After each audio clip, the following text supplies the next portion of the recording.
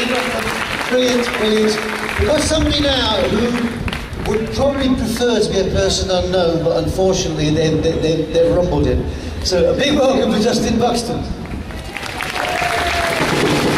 Thank you, Chris. Right, this is probably bordering on the political, but it's not party political. Politics comes into every part of life, as I'm sure everybody will appreciate.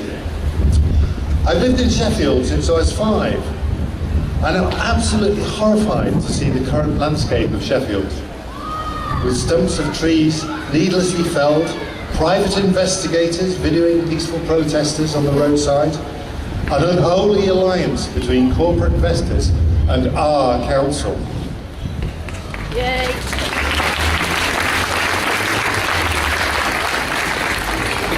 Our healthy street trees are being needlessly felled on our streets in the name of the Streets Ahead contract, a joint endeavour between Sheffield City Council and a huge multinational corporation, Amy.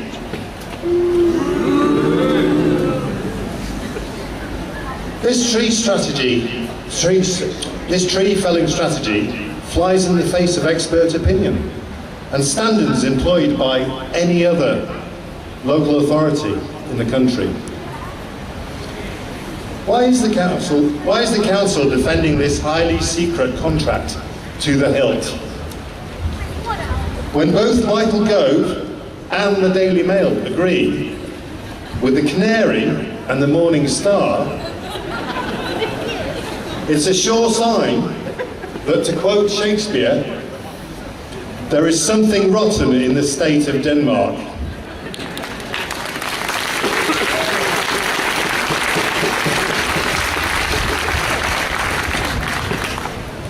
The council's communication team, or as they're more accurately described, the propaganda unit, have had their work cut out trying to cover the mess that this Streets Ahead contract has caused.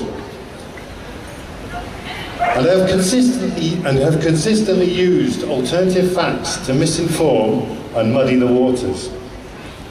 And don't forget, it is Sheffield's council taxpayers that pay for this department. I'll just give you one example.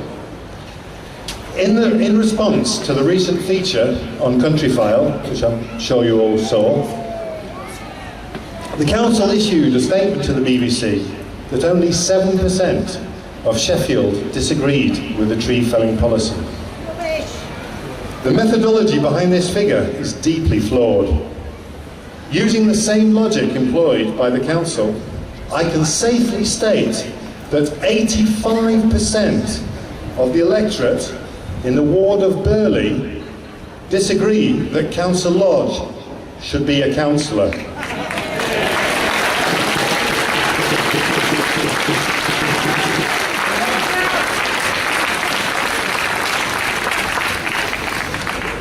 Sheffield City Council are more than willing to play fast and loose with the truth. They were willing to deliberately mislead South Yorkshire Police in the run-up to the Rustlings Road dawn raid last year. They definitely have no qualms about misleading the citizens of Sheffield. Some councillors have actually taken it upon themselves to try and help the communications team by joining the discussion on Twitter. You know what's coming, don't you? When being questioned about the Western Road memorial trees in the last few days, Councillor Neil Gibson tweeted a reply to a resident of Sheffield. I quote, "It's just as well I'm contemptuous of idiots like you then. This clearly contravenes the city's code of conduct for councillors and also brings the Labour Party into disrepute."